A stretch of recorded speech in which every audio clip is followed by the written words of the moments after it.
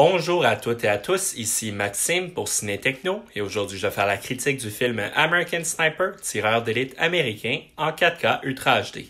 Le film est réalisé par Clint Eastwood et met en vedette Bradley Cooper, Sienna Miller, Jake McDormand, Luke Grimes et Kyle Gallner. Il est distribué par Warner Brothers et vous pouvez vous le procurer en magasin depuis le 14 mai 2024. Chris Kyle est un tireur d'élite qui, durant la guerre d'Irak, a été répertorié comme étant le meilleur de l'armée américaine. Durant ses 4 passages en Irak, il a été crédité de 160 meurtres selon le département de la défense américain. Ce long-métrage est inspiré du mémoire de Chris Kyle écrit avec la collaboration de Scott McEwen et Jim DeFallis, sorti en 2012. À sa sortie en 2014, le film fut un succès en salle, récoltant plus de 547 millions de dollars à travers le monde. Il a tout de même généré une légère controverse autour de son portrait de la guerre en Irak et de son protagoniste. American Sniper a été retenu à 6 reprises pour les Oscars, incluant meilleur acteur et meilleur film. À titre informatif, la copie de ce film provient des États-Unis, donc la copie numérique est uniquement disponible pour échange sur le territoire américain. American Sniper est un bon drame de guerre mené par l'excellente performance de Bradley Cooper dans le rôle du protagoniste. Malgré quelques scènes qui s'étirent et des scènes à la maison plus faibles, l'intensité de l'action en Irak fait oublier ces éléments. Le film s'ouvre avec une scène ingénieuse où Chris Kyle, le protagoniste, est sur le terrain et doit décider s'il est prêt à tirer ou non. Une scène particulièrement intense qui va être succédée par un retour dans le passé, dans l'enfance du personnage. Une approche intéressante qui permet au public de comprendre de quelle manière ce patriote par excellence fut amené à s'enrôler dans l'armée.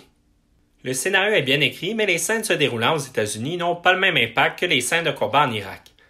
Malheureusement, les moments entre les missions de Kyle sont généralement peu développés et le désir de montrer les impacts sur sa vie sont sommaires et trop dans l'évidence. Cooper fait sentir au public que son personnage ne pense qu'à servir son pays. Son corps est de retour, mais ses pensées demeurent là-bas, en Irak. Ce conflit demeure controversé. Chris Kyle est considéré par certains comme un symbole, un héros dans certains cas, et celui d'un échec dans d'autres.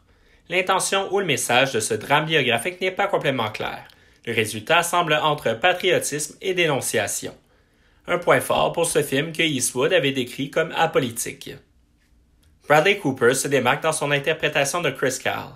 L'acteur est massif à l'écran et il propose un homme simple mais déterminé à protéger sa nation et ses compatriotes à tout prix. Il tient le film sur ses épaules et propose bien la vision binaire du conflit de Chris Kyle qui voit d'un côté les bons et de l'autre les méchants. Un personnage rival à celui de Bradley Cooper est mentionné à quelques reprises, un autre tireur d'élite nommé Mustafa.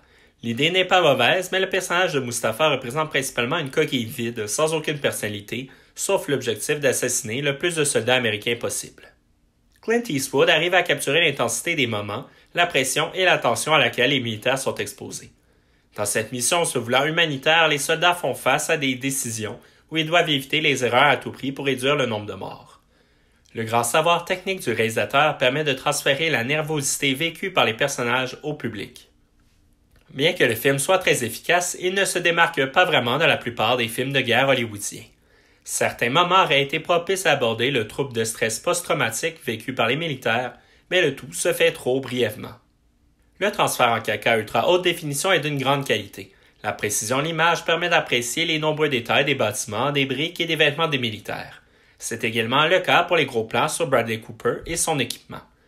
Pour les scènes se déroulant en Irak, il y a évidemment beaucoup de beige et de brun.